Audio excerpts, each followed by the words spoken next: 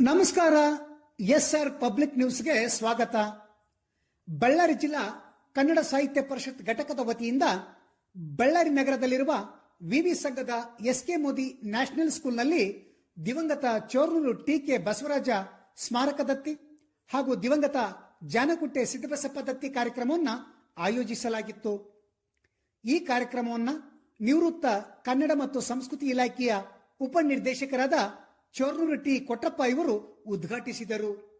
ನಂತರ ಮಾತನಾಡಿದ ಅವರು, ಕನ್ನಡ ಉಳಿಸಿ ಬೆಳೆಸುವ ಕಾರ್ಯ ನಿರಂತರ ಪ್ರಕ್ರಿಯೆಯಾಗಿದ್ದು, ಕನ್ನಡಿಗರಾದ ನಾವು ಕನ್ನಡವನ್ನ ನಮ್ಮ ಜೀವನದ ಉಸಿರಾಗಿಸಿಕೊಳ್ಳಬೇಕೆಂದು ತಿಳಿಸಿದರು.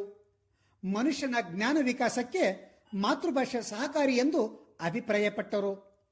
ಕಾರ್ಯಕ್ರಮದಲ್ಲಿ ದಾರಾಬೇಂದ್ರೆಯವರ ಕಾವ್ಯ ಕುರಿತು ಶೆಟ್ರ ಗುರುಶಂತಪ್ಪ ಸಂಯುಕ್ತ ಪದವಿಪೂರ್ವ ಕಾಲೇಜಿನ ಶಿಕ್ಷಕಿ ಡಾಕ್ಟರ್ ಎಚ್.ಎಂ. ಉಮಾ ವಿಶೇಷ ಉಪನ್ಯಾಸ ನೀಡಿದರು. ಇತ್ತೀಚೆಗೆ ಕರ್ನಾಟಕ ವಿಶ್ವವಿದ್ಯಾಲಯದಿಂದ ಡಾಕ್ಟರೇಟ್ ಪದವಿ ಪಡೆದ ಶೆಟ್ರ ಗುರುಶಂತಪ್ಪ ಸಂಯುಕ್ತ ಪದವಿಪೂರ್ವ ಕಾಲೇಜಿನ ತರ್ಕಶಾಸ್ತ್ರ ಉಪನ್ಯಾಸಕ ಡಾಕ್ಟರ್ ಸಂತೋಷ್ ಎಕ್ಕುಂಡಿ ಅವರನ್ನ ಕಾರ್ಯಕ್ರಮದಲ್ಲಿ ಗೌರವಿಸಿ ಸನ್ಮಾನಿಸಲಾಯಿತು.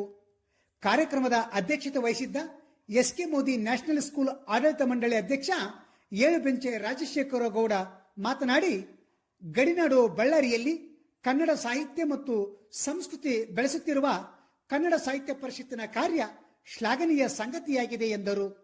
ಪರಿಷತ್ತಿನ ಕಾರ್ಯಚಟುವಟಿಕೆಗಳಿಗೆ ತಮ್ಮ ಶಾಲೆಯು ನಿರಂತರವಾಗಿ ಪ್ರೋತ್ಸಾಹ ನೀಡುವುದೆಂದು ತಿಳಿಸಿದರು.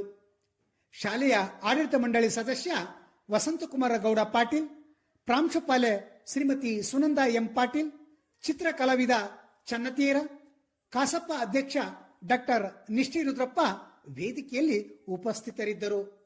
ಶಾಲೆಯ ವಿದ್ಯಾರ್ಥಿಗಳು ಪ್ರಾರ್ಥಿಸಿದರು. ಶಿಕ್ಷಕರಾದ ರಮೇಶ್ ಆರ್ ಕಾರ್ಯಕ್ರಮವನ್ನು ನಿರೂಪಿಸಿದರು. ಡಾಕ್ಟರ್ ಬಸವರಾಜ ಗದಗಿನ ಪ್ರಾಸ್ತಾವಿಕವಾಗಿ ಮಾತನಾಡಿದರು. ಶ್ರೀಮತಿ ಜೀವನ ಸ್ವಾಗತಿಸಿದರು. ಶ್ರೀಮತಿ ಅಶ್ವಿನಿ ಕೆಎಂ ವಂದನಾರ್ಪಣೆ ಸಲ್ಲಿಸಿದರು. ವರದಿ BH Sharanappa, SR public news, Ballari.